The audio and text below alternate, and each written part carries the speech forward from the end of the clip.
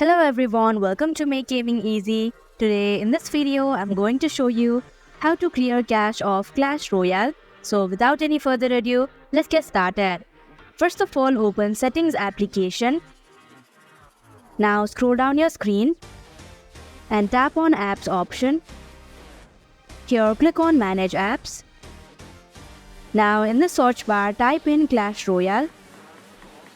Click on the storage option.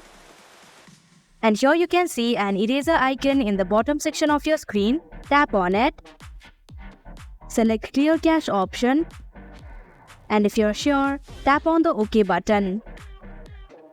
So that is how you can clear cache of Clash Royale. Thank you for watching Make Gaming Easy. I hope this video was helpful to you. If it was, hit the like button and comment down if you have any questions or feedback.